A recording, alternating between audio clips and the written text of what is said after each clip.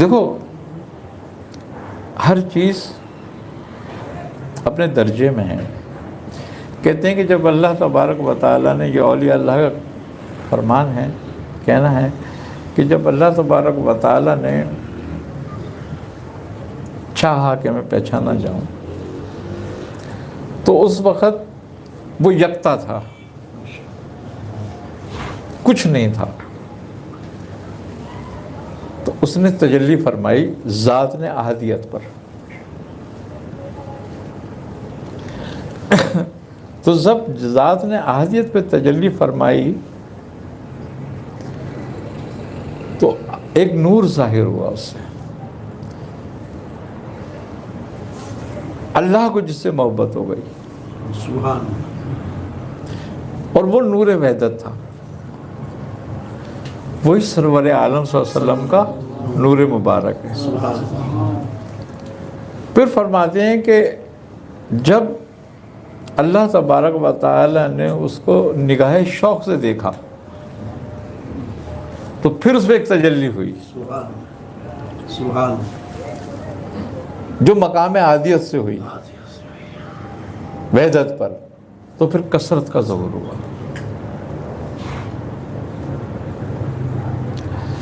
تو کثرت جو ہے نا وہ وحدت تک ہے، اور وحدت جو ہے وہ عادیت تک ہے.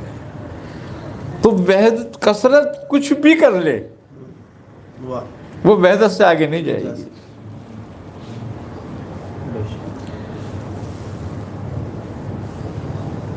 تو وحدت ہی واسطہ ہے عادیت تک کا. یہ کثرت کو مزید آسان فرما دے عوام کے لیے. یعنی کہ جتنی بھی کائنات پیدا ہوئی، عرش ہے، فرش ہے، کرسی ہے، قلم ہے، جو بھی کچھ ہوا،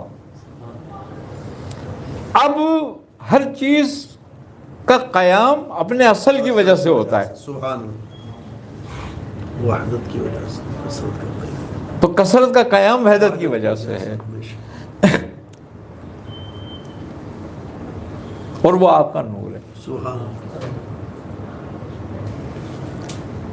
اور وحدت کا قیام عادیت سے ہے، سبحان. اور عادیت کا قیام ذات سے. ذات سے ہے. سبحان.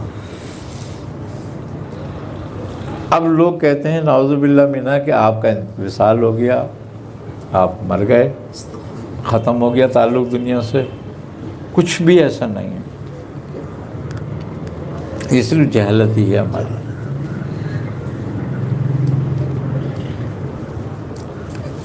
اہل تصوف کے نزدیک تو یہی بات ہے. اب باقی اللہ جس کو ہدایت دے وہ جانے، اس کا کام جانے. میاں پھر سب کچھ کو تو فنا ہے مخلوقات میں، پھر اس کا مطلب ہے کہ نور مصطفیٰ صلی اللہ علیہ وسلم کو تو بقا حاصل ہے. یہ آپ کا قیام ذات سے. بالکل ایسی بات ہے، اور وہ یہ ہے کہ آپ معدوم یا فنا نہیں ہوں گے، اس کی ذات میں پوشیدہ ہو جائیں. سبحان. کیوں؟ اس کی وجہ یہ ہے کہ یہ نور اللہ کی ایک صفات کا مظہر ہے. سبحان اللہ. تو جب کچھ نہیں تھا کائنات کے اندر تو کیا اس کی صفات نہیں تھیں؟ مگر ان صفات کا ظہور نہیں تھا، اظہار نہیں تھا. اب جو کائنات بنتی گئی اس کا اظہار ہوتا چلا گیا اس کی صفات کا.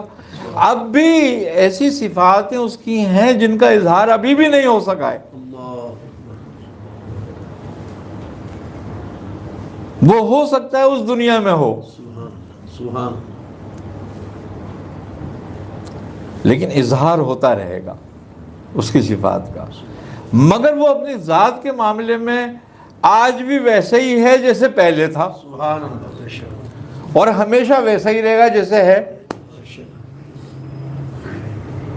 اس کی ذات پہ کسی بھی معاملات کا کوئی اثر نہیں. تو جس طرح ہر چیز، اس کی تمام صفات اس کی ذات کی وجہ سے ہیں، اور جب ذات کی وجہ سے ہیں تو صفات بھی ہمیشہ اس کے ساتھ ہیں. تو بحیثیت بشر آپ حادث ہیں. حدیث بالکل ہمارا عقیدہ ہے. اب حادث کیسے ہیں آپ کہ تمام مخلوق سے قدیم ہیں. مخلوقات کے لیے قدیم ہے. مخلوق کے لیے قدیم ہے آپ, ذات کے لیے حادث ہیں.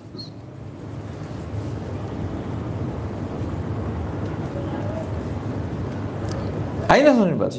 تمام مخلوق کا علم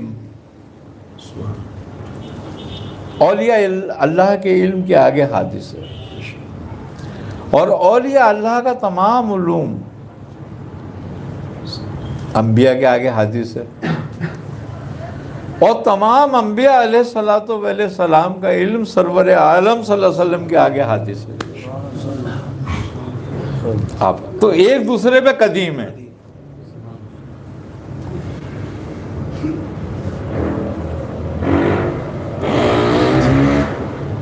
اب یہ ایک صفت ہے آپ اللہ تبارک و تعالیٰ کی, کہ جیسے کہ اللہ تبارک و تعالیٰ نے فرمایا کہ وَمَا أَرْسَلْنَاكَ إِلَّا رَحْمَةً لِّلْعَالَمِينَ.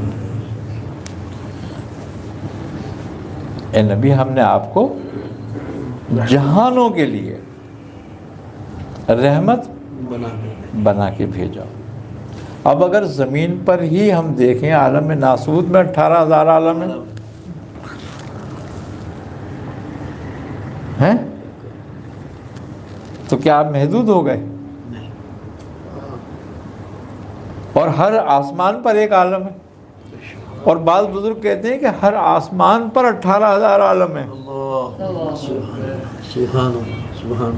تو اس کا مطلب یہ ہو گیا کہ جہاں بھی اس کی ربوبیت کو تسلیم کیا جاتا ہے وہاں ان کی رحمت کو بھی تسلیم کیا جاتا ہے.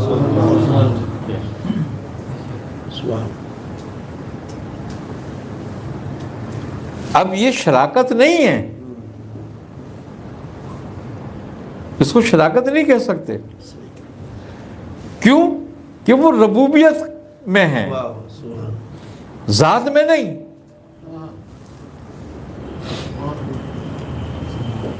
اور رحمت ربوبیت کے ساتھ ہے.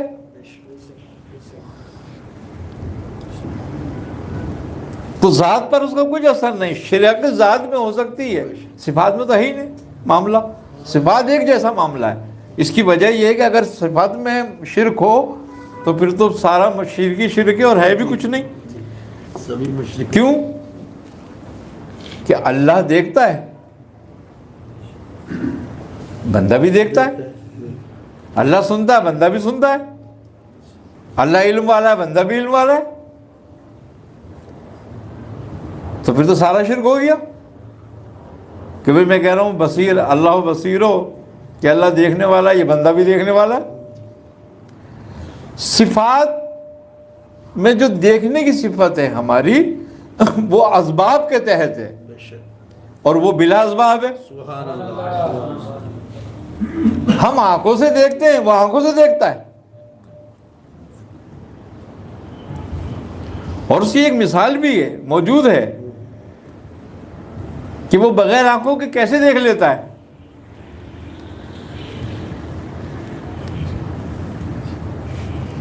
تم خواب میں آنکھوں سے دیکھتے ہو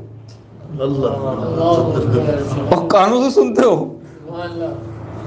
نہ تم آنکھوں سے دیکھتے ہو نہ کانوں سے سنتے ہو, سب کچھ ہو رہا ہوتا ہے اور سب کچھ ہو رہا ہوتا ہے. تو ایک چھوٹی سی مثال ہے اس بات پر کہ وہ نہ کانوں سے سنتا ہے نہ آنکھوں سے دیکھتا ہے, اور وہ دیکھتا بھی اور سنتا بھی ہے.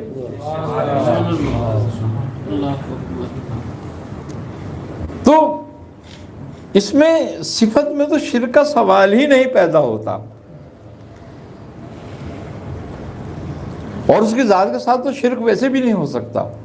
بندہ اپنے آپ کو گراتا ہے اس لیے مشرک ہے. کیوں؟ کہ بندہ اگر خلق کی عبادت کرنے لگ جائے, جبکہ خالق میں سب سے اشرف ہے, اگر یہ اپنے کسی اسفل کی عبادت کرتا ہے تو یہ ویسے بھی واجب القتل ہے.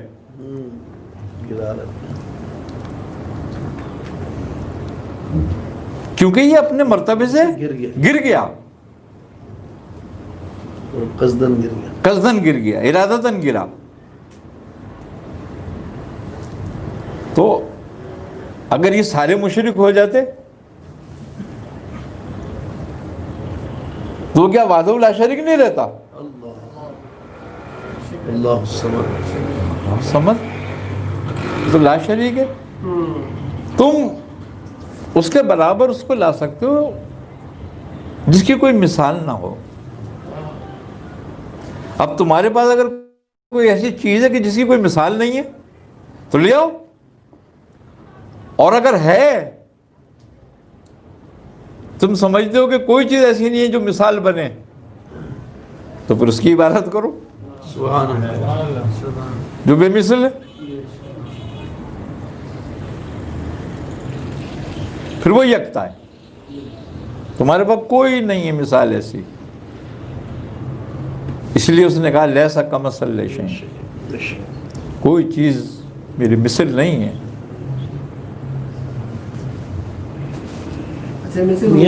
مادہ الگ ہے اس لیے کہ وہ مادہ تھوڑی ہے.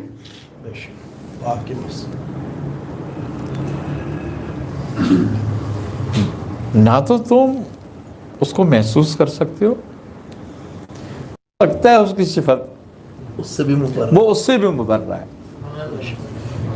اب اس نے جو تمہیں اپنے نام بتا دیے ہیں اور اپنی عبادت کا ایک طریقہ بتا دیا ہے، اس سے وہ پاک ہے، مگر تمہاری سمجھ میں آنے کے لیے بتا دیا ہے. یہ ذریعہ دے دیا ہے، ذریعہ دے دیا ہے بس کہ تم اس کے نام سے برکت حاصل کر لو.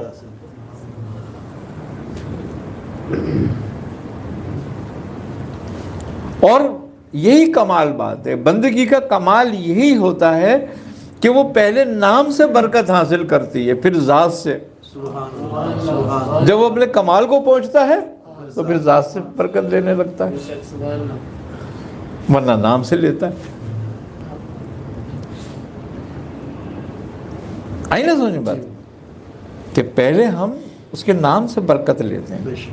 اب جب اس کے نام کو ہم اتنا رٹتے ہیں، اتنا رٹتے ہیں، اتنا لیتے ہیں، اتنا لیتے ہیں کہ اپنے وجود میں اس کو اتار لیتے ہیں،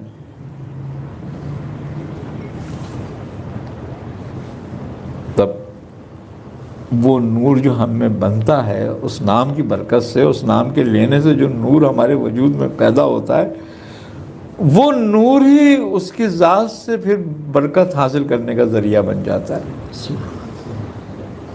کیوں کہ اس کے نام کی تجلیاں جب تم میں ہونے لگتی ہیں تو ایک واسطہ پیدا ہو جاتا ہے،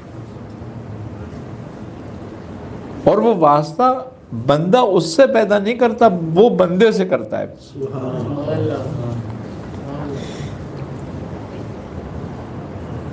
کثرت کی یاد کی کثرت سے. اور اسی لیے ہے کہ جو سینہ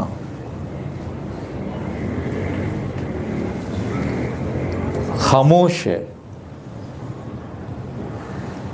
وہ قبر ہے، اور اس میں ایک مردہ دفن ہے.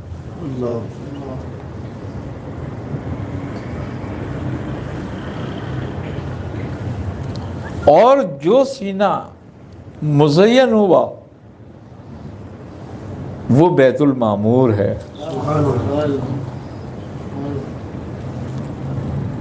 اور اس میں ایک عبادت کرنے والا ہے. اور جہاں بندہ ہوگا پھر وہاں معبود کی بھی نظر ہوگی.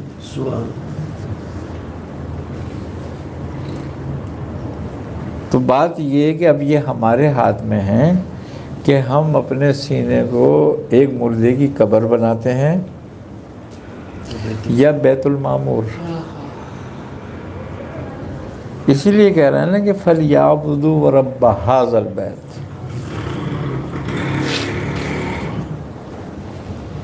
کہ تم اس رب کے گھر کی عبادت کرو، اس گھر کے رب کی عبادت کرو. اس سے مراد اپنے سینے میں اس کا ذکر جگانا ہے.